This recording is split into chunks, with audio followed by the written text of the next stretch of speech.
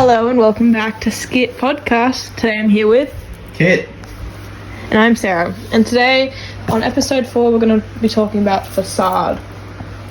Before we go into a deeper analysis, I'm first going to discuss a short synopsis of Façade.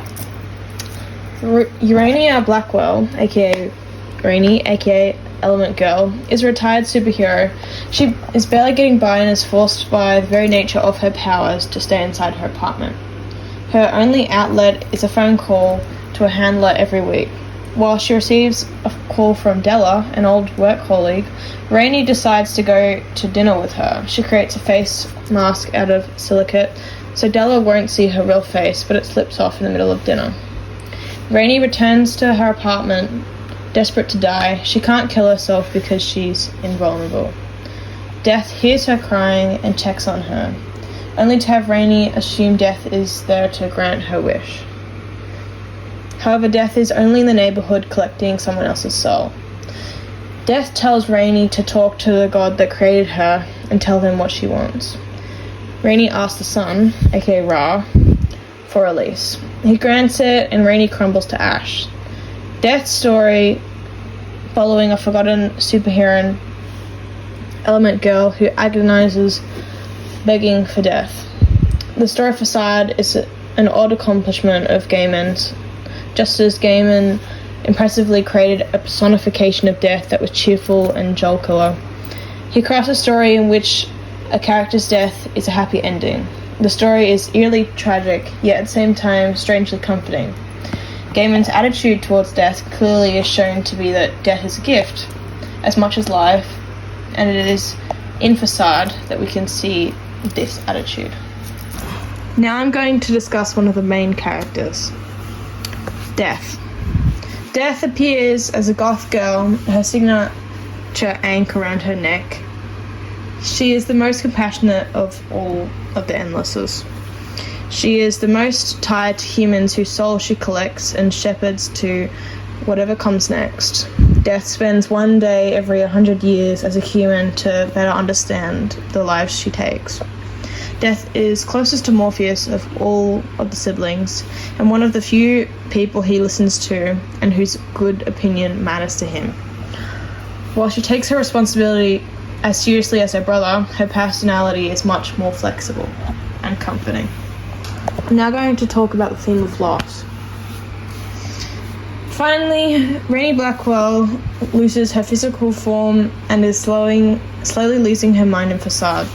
She's at the end of her rope, without a job, friends, or a life outside of her apartment. She gains superpowers, but at the expense of her normal body, her humanity. She's lost her true self, emphasized by her need to wear masks when she goes out at any time. She can't get rid of the masks she uses to mimic the self she lost.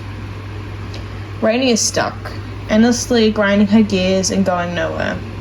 Her loss has made her stagnant, and she cannot move on until she accepts what she is and confronts her creator. It takes a meeting with Death to make her realize what she lost is not all that she was. This conversation opens a door that brings Rainy peace.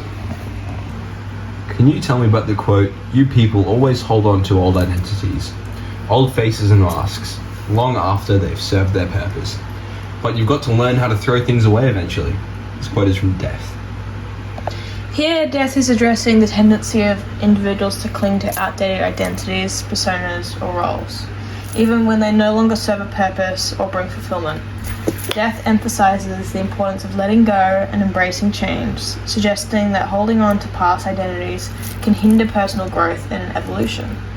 This quote reflects a broader theme in Sandman series about the fluidity of identity and the transformative power of letting go of the past. For some folks, death is a release, and for others, death is an abomination, a terrible thing. But in the end, I'm here for all of them. This quote is from Death. Can you tell me more about this quote?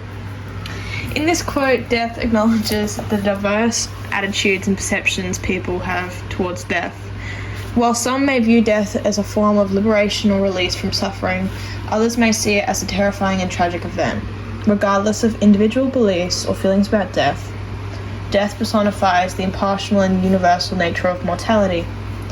Death serves as a comforting presence, offering solace and acceptance to all individuals regardless of their perspectives on the nature of death.